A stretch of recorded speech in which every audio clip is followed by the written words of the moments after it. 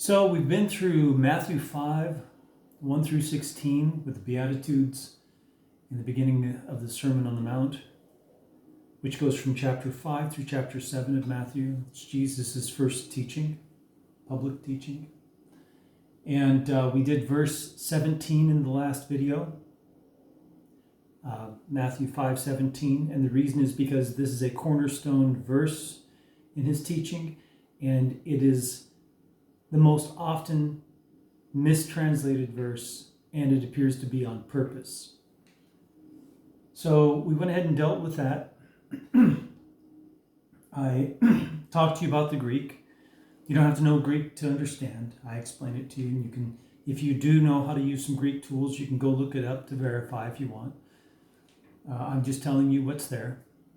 It's not an interpretation. I'm actually calling you back to a translation rather than interpretation. Interpretation is man's opinion. Translation is what's just actually there.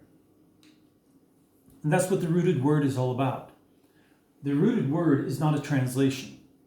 And so we don't call it a version. For example, the King James Version of the Bible, KJV, or NIV, New International Version, we don't call it that. It's not it's a translation, it's not a version. A version is an interpretation. And so the rooted word is a translation of the Bible. And there are two editions. There's the Precise English Edition and the Common English Edition. Precise English Edition translates, and it's so stiff in terms of word order because it's so close to the Greek. It's rather difficult in English to understand the text. And so the next stage is, it's more for study, for people who don't know Greek, but they want to get back to as close to the Greek as they can using English. And then the Common English is where we then change as little of the precise English as necessary in order to understand the text. So when I read to you here, I'm reading from the Common English in the Sermon on the Mount. We've done both of them. We do them simultaneously now. We didn't before, but now we do. And so chapter 5 is complete. I'm going to get into that right now to the next part on chapter 5, starting with verse 18. And we're going to have a look at what Jesus taught next. So just to recap, verse 17 said, "You may not be doing by law that I come to loosen down accordingly the law or the prophets. I do not come to loosen down accordingly, but to fill up what was lacking."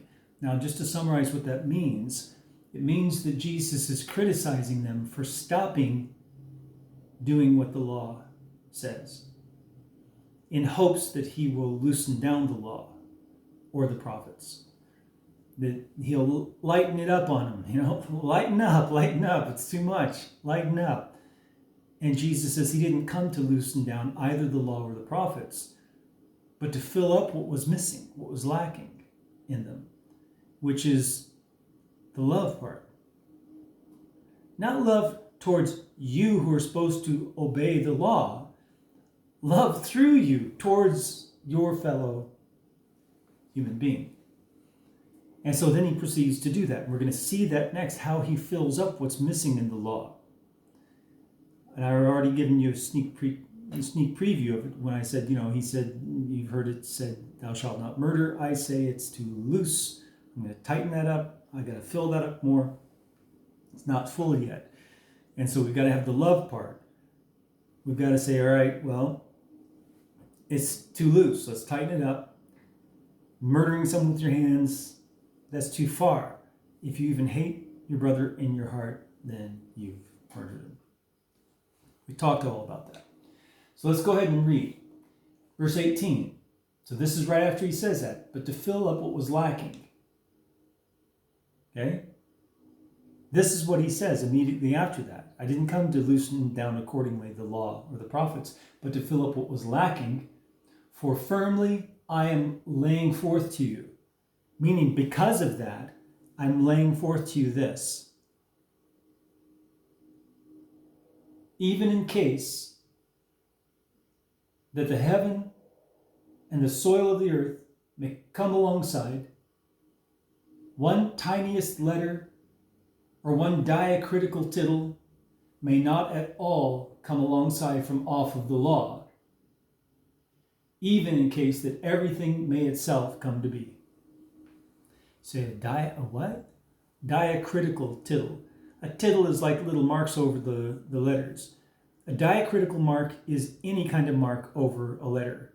That's what we use in English usually, a diacritical mark. But the word is sometimes referred to as a tittle. So we just put those together, diacritical tittle, in case you know one of them. Verse 19, certainly whoever, he's saying that the law is not going to be done away with. Not even the smallest, tiniest part of the law. Nothing. Nothing will be done away with in the law, he says. That's his point of 18. Right after he says he's got to fill up what was lacking, he then says what's already there, not even the smallest thing of it, will be done away with. It remains. It is the law and it is there. Verse 19. Now before you leave and say, oh, he's trying to make us obey the law of Moses, blah, blah, blah. No one said the law of Moses, did they? You find out here in a minute. Hang in there. With a correct translation, then you find out. A literal translation rather than interpretation. This is no one's opinion. This is simply what's there in the Greek. Verse 19. Certainly, whoever, in such a case that he may loosen down one of the shortest of these final authoritative injunctions and may teach in this way the human beings, will be called shortest in the royalty of the heavens. But who in such a case that he may do and may teach such, will be called big in the royalty of the heavens. Now, this especially was very important to correct, so that it says exactly what it says in the Greek, so you understand what Jesus is saying. He says, certainly whoever in such a case that he may loosen one of the shortest of these final authoritative injunctions and may teach in this way the human beings. So he finds a way around it to not obey it and teaches the human beings in this way to circumvent the law. Because he says to loosen down, right? So they don't have to obey it. He will be called the shortest in the royalty of the heavens. It doesn't say the least, it's the shortest. It's literally the shortest. Not the least, the shortest. Not the smallest, the shortest. Will be called the shortest in the royalty of the heavens. Maybe that's referring to how long he's going to be there. But who in such a case that he may do, not just teach, but do himself. So notice the other guy is trying to not do what God says, and then teach others also to not do.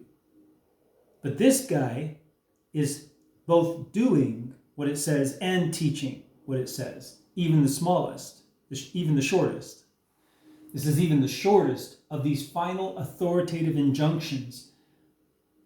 But who in such a case that he may do and may teach such will be called big in the royalty of the heavens. And what is it that the one is trying to loosen down in order to circumvent and teaching others to do that? And what is it that the one is doing and also teaching others to do to be called big in the royalty of the heavens? Final authoritative injunctions. That's what the word means. Final authoritative injunctions. It has the word destination in it. It is final and authoritative as an injunction. It's not a temporary thing. And Jesus says that in the verse before when he says that not even the smallest part of it will come off. Ever. It's final and authoritative as an injunction. It's not something that's temporary. It's not something that was meant just for the Jews. It's not something that was just meant for a certain period of time in the Old Testament. No, we're not talking about that.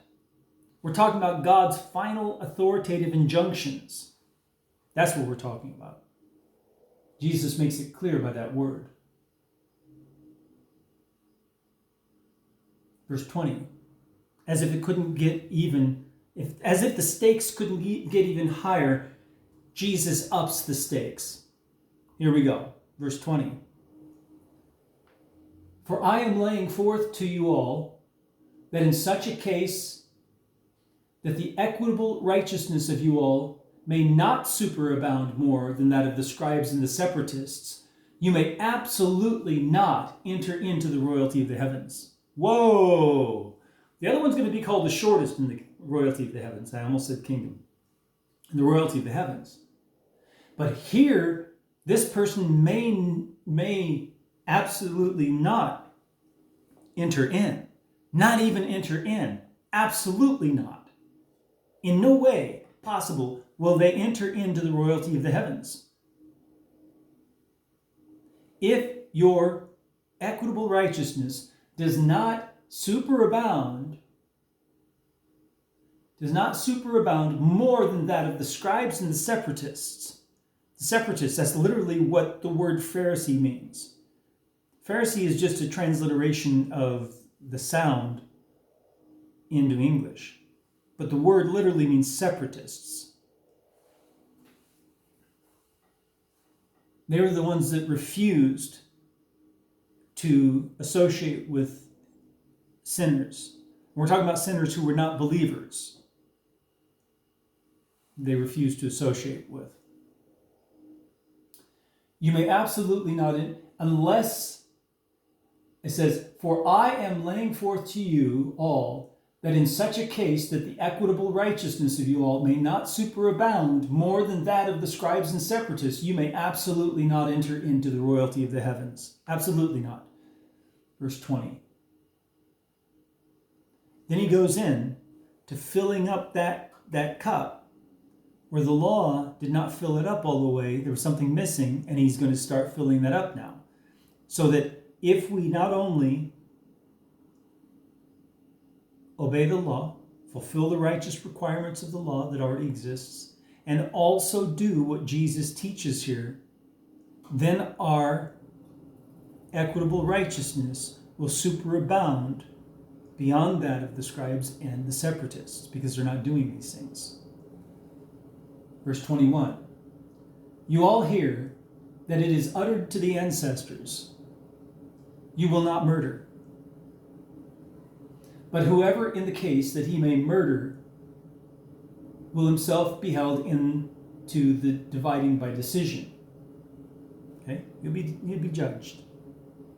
So if someone does murder, they will be judged.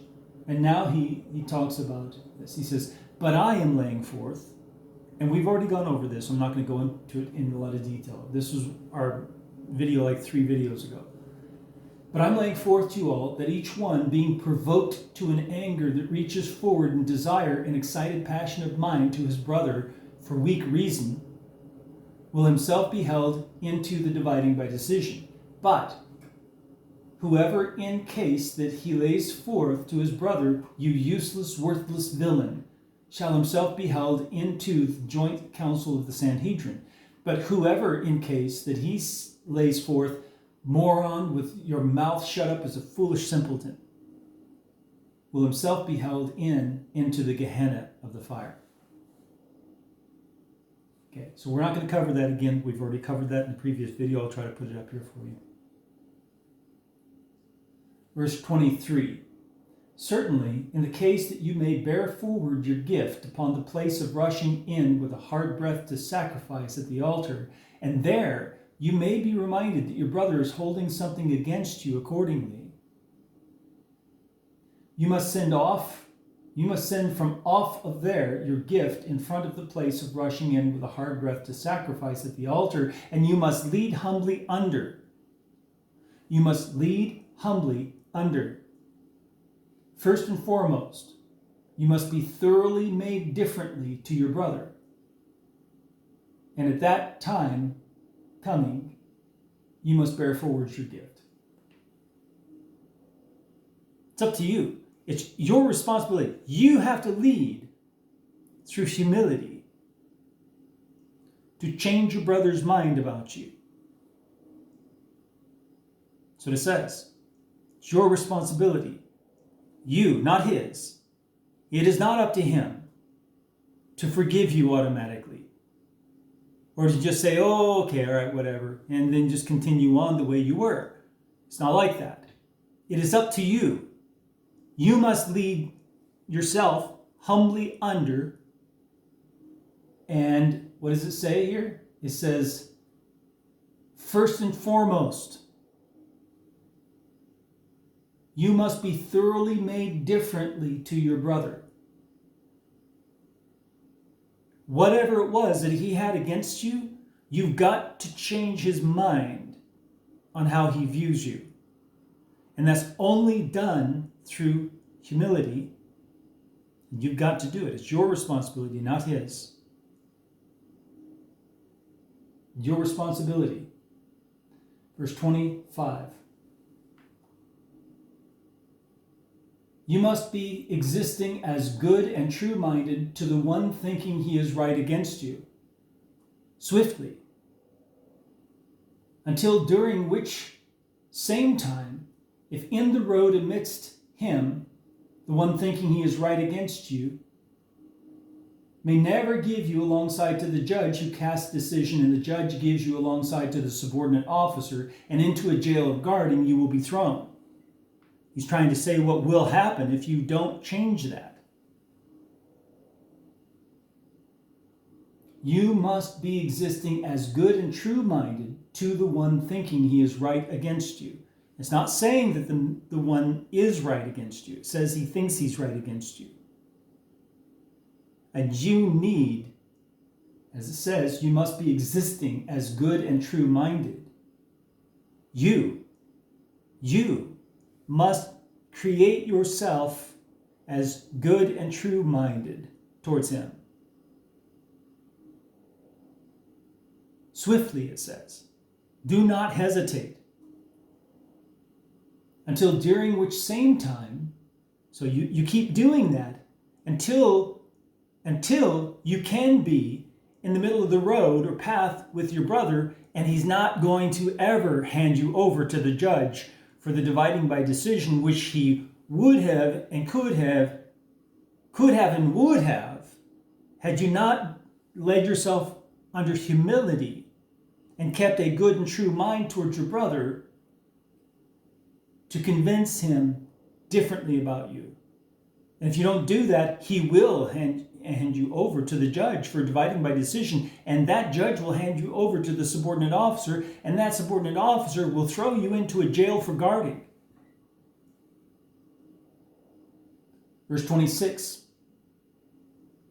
Jesus starts out with the word firmly again. That's amen. It means firmly. He says, firmly, I am laying forth to you, you may not at all come out of that place until in case that you may give from off of you the final penny. Now, it may not be a literal penny, like you owe money, but what you owe your brother that the judge has judged and decided, you will be there until that is corrected, until that is compensated for, and you will not get out at all.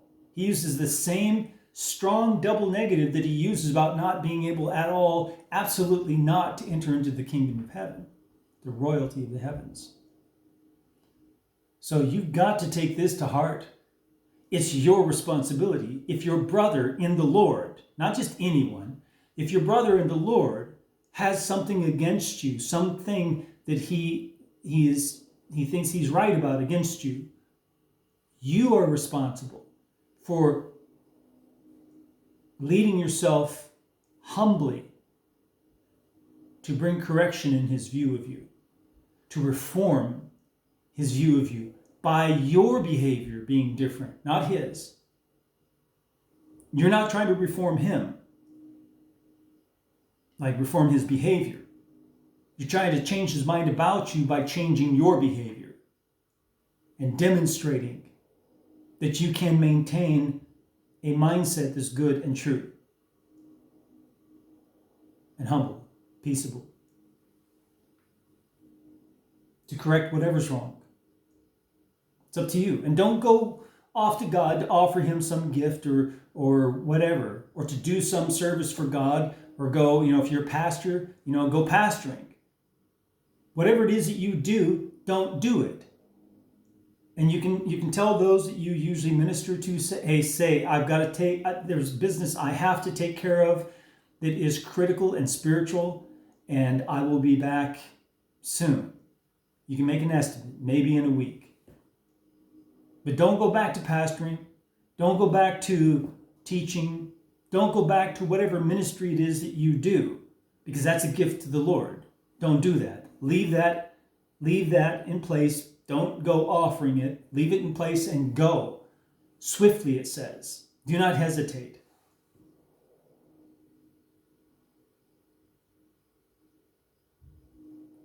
Okay. This is the Sermon on the Mount. This is Jesus' first teaching. This whole thing that we're going through. I don't want you just to listen and understand this. I want you to do it. So I want you to think, is there a brother or sister who has something against me for some reason? I've got to do it. I've got to lead myself humbly and go change his mind or her mind on it. Otherwise, he or she may pray to God, and God may grab me and throw me into prison. I'll never get out until I pay the last penny. And that may be referring to purgatory. It may actually be a justification for purgatory. We don't know. We don't know exactly. But whatever it is, I tell you the truth, I wouldn't want to end up there. Whatever it is, it's not an earthly judge. It's certainly not. And you may be thrown into this prison while you're living here on earth. Spiritual prison of some sort. I don't want to find out. And I know you don't want to find out.